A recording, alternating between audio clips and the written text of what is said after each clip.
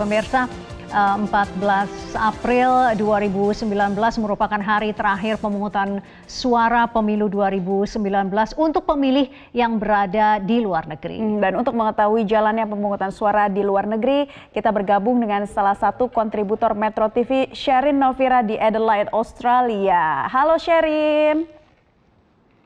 Halo Vivi dan juga Naila.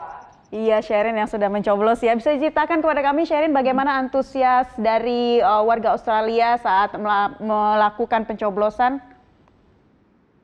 Ya, pada 13 April 2019 kemarin di State Library South Australia, ini yang berlokasi di North Sea, Adelaide, telah diselenggarakan pemilu yaitu Pilpres dan juga Pileg Dapil 2 DKI Jakarta. Nah, jumlah pemilih yang sudah menggunakan hak suaranya untuk DPT sendiri adalah 432 dari total DPT 1.301. Kemudian untuk DPTB-nya atau tambahannya itu adalah 51 dari total DPTB-nya 55 dan DPK-nya 283. Dengan sisa surat suara adalah 564 yang telah dimusnahkan.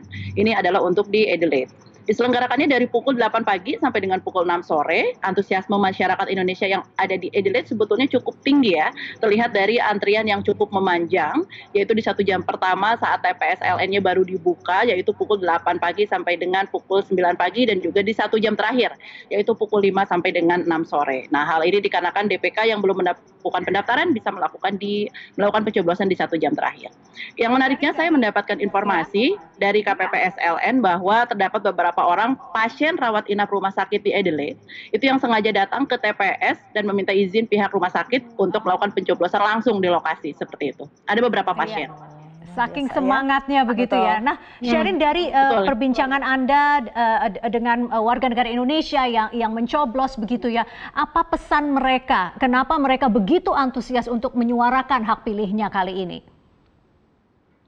Ya, keinginannya cukup tinggi ya dan beragam juga alasannya, tapi banyak juga yang berpartisipasi untuk pertama kalinya di luar negeri, jadi ingin tahu bagaimana suasana pemilihan umum di luar negeri. Ada beberapa komentar yang sudah saya himpun, sudah saya liput di sini. Berikut liputannya.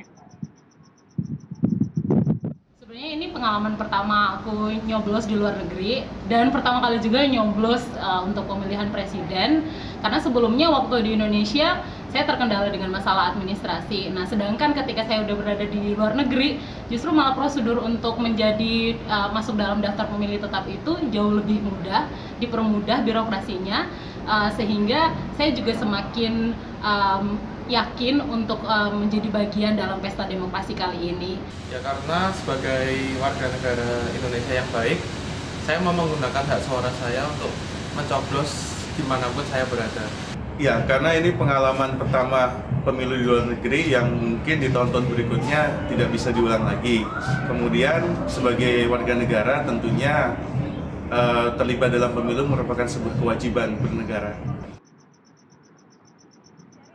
Seperti itu, Vivi dan juga Naila. Warga negara Indonesia di Australia, mereka sangat antusias ya, jangan disia-siakan momentum 5 tahun sekali. Sherin, kamu nyoblos? Ya. Coba ditunjukin dong kelingkingnya. Oke, masih ada sisanya. Benar, ya, berarti sudah nyoblos. Sherin, tapi kita juga tahu bahwa di Sydney di Town Hall itu sempat ada keributan antara warga yang ingin mencoblos, tapi ternyata TPS-nya sudah ditutup. Apa informasi lanjutan yang bisa Anda sampaikan terkait kejadian ini?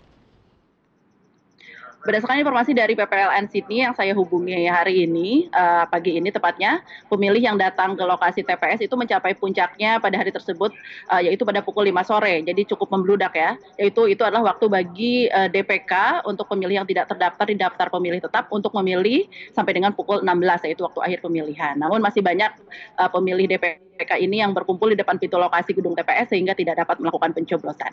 Terkait hal tersebut, sampai saat ini PPLN Sydney masih menunggu rekomendasi dari Panwaslu atau Bawaslu mengenai pemilu ulangnya. Kemudian rekomendasi tersebut akan disampaikan selanjutnya kepada KPU Pusat. Namun saya juga mendapatkan informasi bahwa surat suara di Sydney sebetulnya juga masih tersedia seperti itu. Jadi kemungkinan itu mungkin saja terjadi apabila memang sudah direkomendasikan dari Panwaslu atau Bawaslu. Baik, kita tunggu saja perkembangannya ya. Betul. Sherin Novira dari Adelaide, terima kasih atas laporan Anda.